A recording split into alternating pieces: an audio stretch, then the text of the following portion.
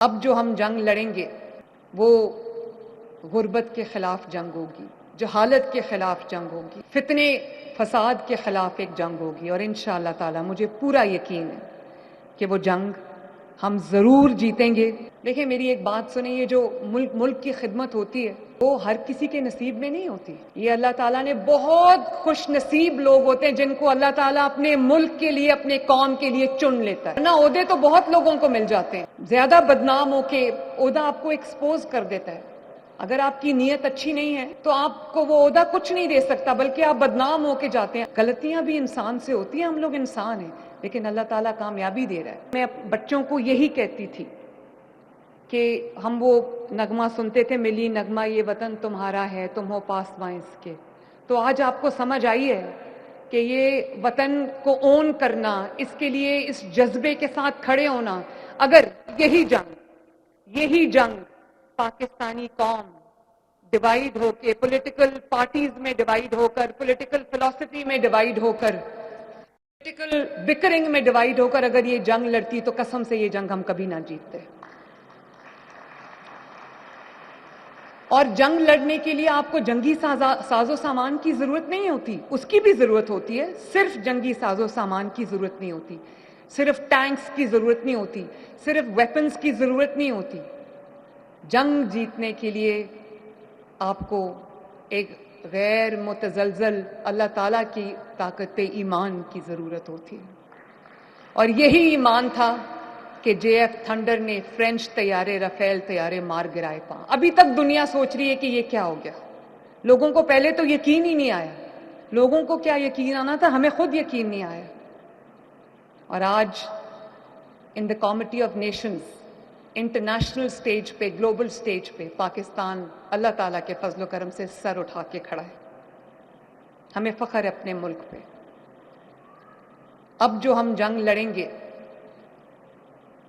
وہ غربت کے خلاف جنگ ہوگی، جہالت کے خلاف جنگ ہوگی، اس ملک کو بہتر سے بہتر بنانے کی جنگ ہوگی، فتنے فساد کے خلاف ایک جنگ ہوگی، اور انشاءاللہ تعالی مجھے پورا یقین ہے کہ وہ جنگ ہم ضرور جیتیں گے، اور پاکستان کو ایک اکنامکلی بھی وائبل مولٹن لیڈ وال بنائیں گے، بلکہ پاکستان کو ترقی یافتہ ملک بنانے کے لیے، ترقی یافتہ نیشن بنانے کے لیے جو دن رات ہمیں ضرورت ہے محنت کرنے کی، انشاءاللہ تعالی میں مریم نواز شریف آپ سے وعدہ کرتی ہوں کہ اس پاکستان کو غربت سے آزاد کرانے کے لیے، آپ کی زندگیوں میں بہتری لانے کے لیے، اپنے ملک کے لیے دن رات ایک کرنے کے لیے میں کوئی کسر نہیں چھوڑوں گی انشاءاللہ۔ میں مریم اورنگزیب کو بھی شاباش دینا چاہتی ہوں، جنہوں نے اس مانیومنٹ کے اوپر دن رات کام کیا، اور بینک آف پنجاب کا شکریہ ادا کرنا چاہتی ہوں، آئی ڈیپ کا، شامیر کا شکریہ ادا کرنا چاہتی ہوں، انٹرنیشنل ایکسپرٹس کا شکریہ ادا کرنا چاہتی ہوں، اور پی ایچ اے کے جو ہیڈ ہیں منصور، ان کا شکریہ ادا کرنا چاہتی ہوں، میڈیا ٹیمز کا شکریہ ادا کرنا چاہتی ہوں، میوزیشنز کا شکریہ ادا کرنا چاہتی ہوں،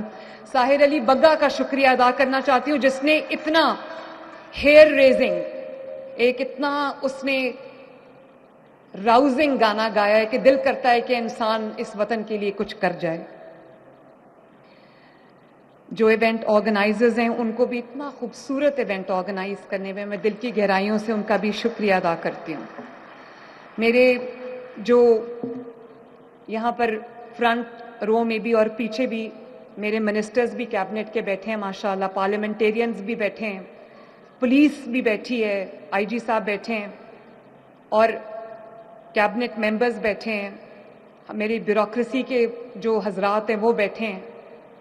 میں آپ سب سے یہ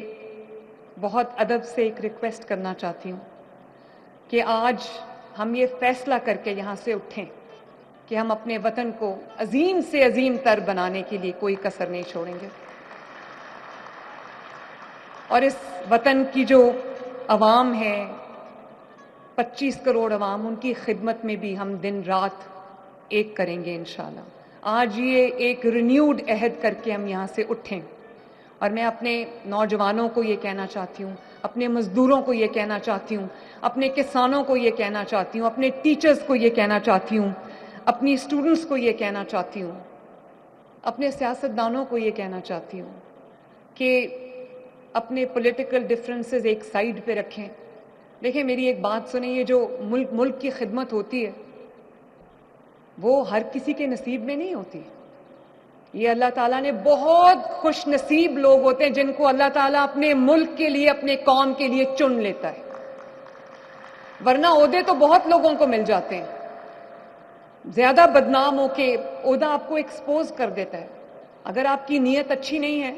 تو آپ کو وہ عہدہ کچھ نہیں دے سکتا, بلکہ آپ بدنام ہو کے جاتے ہیں. اگر آپ کی نیت اچھی ہے, غلطیاں بھی انسان سے ہوتی ہیں, ہم لوگ انسان ہیں, لیکن اللہ تعالیٰ کامیابی دے رہا ہے. آپ دیکھیں یہ ملک کہاں سے شروع ہوا تھا, 2018 میں اس کی تنزلی شروع ہوئی تھی,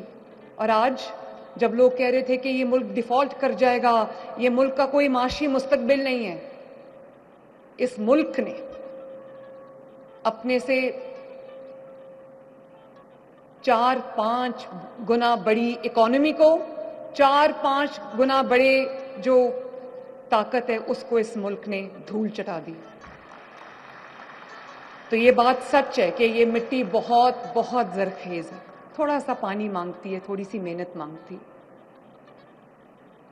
اور ابھی یہ جو بجا رہے تھے دھن, بہت خوشی بھی ہوتی ہے یہ دھنیں سن کے, یہ لیرکس سن کے کہ اے راہ حق کے شہیدوں وفا کی تصویروں, تمہیں وطن کی ہوائیں سلام کہتی ہیں. تو ہم اپنے شہیدوں کو ایک بار پھر خراج عقیدت پیش کرتے ہیں, سلام پیش کرتے ہیں, اور دعا کرتے ہیں کہ اللہ تعالیٰ ان کے درجات بلند فرمائے, اور جو ہماری افواج پاکستان ہے اللہ تعالیٰ ان کی حفاظت فرمائے, اللہ تعالیٰ پاکستان کی حفاظت فرمائے. اور میں اپنے کمشنرز اور ڈپٹی کمشنرز کو بھی شاباش دینا چاہتی ہوں کہ میں نے ان کو کہا کہ ہم نے بہت ایک پیشن کے ساتھ, جذبے کے ساتھ ہم نے یہ 14 اگست جو ہے وہ اپنا سیلیبریٹ کرنا ہے. تو اپنی عمارتوں کو سجائیں گرین اور وائٹ, سبز اور سفید رنگ کے کلرز میں, اپنی جو لائٹس ہیں وہ لگائیں اور پورے شہر کو چراغاں کریں. تو مجھے لگتا تھا کہ جیسے ایک نارمل روٹین میں کرتے ہیں جب گورنمنٹ کی انسٹرکشنز آتی ہیں تو اس کو پورا کرنے کے لیے, لیکن جس طرح کمشنرز نے, ڈی سیز نے دن رات ایک کر کے اتنے جذبے سے, اتنی عقیدت سے اپنے اپنے اضلاع میں, اپنے اپنے شہروں میں, اپنے ڈسٹرکٹس میں جس طرح 14 اگست کی تقریبات کی ہیں, جس طرح خوبصورتی سے پورے پنجاب کو سجایا ہے, تو میں ان کو بھی شاباش دینا چاہتی ہوں. اللہ تعالیٰ پاکستان کو سلامت رکھے, رہتی دنیا تک سلامت رہے, تو سلامت رہے تا قیامت رہے, بس یہی ہمارا گھر ہے, یہی ہماری زندگی ہے. اور اللہ تعالیٰ کرے کہ ہم اپنی زندگیوں میں پاکستان کو بہت اوپر جاتا دیکھیں. پاکستان ہمیشہ زندہ باد.